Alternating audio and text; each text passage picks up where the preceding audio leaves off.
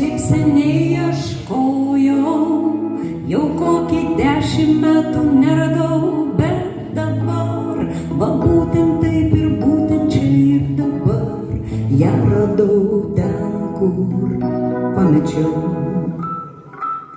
Ją praradau po daiktų šūsny, po pinigų krūvom ir sniego balto pusny.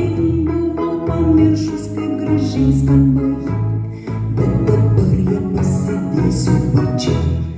Aš nepamesiu savo dainos, nes gali būt, kad neberasiu kitos tokios, kuri saugos, kuri mane paguos.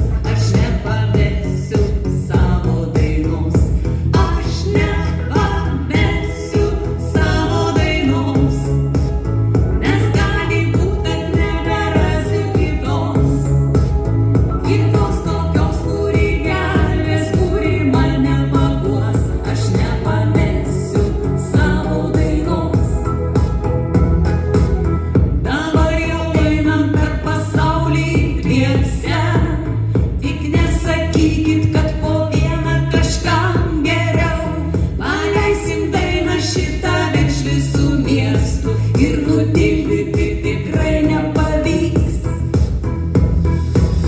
Tegul šitie garsai nudažo dangų, o jeigu reikia, tegul dažo ir plaukus kažkam. Svarbiausia juk, kad šiandien esam gyvi, o rytojų suplanuosim poryt.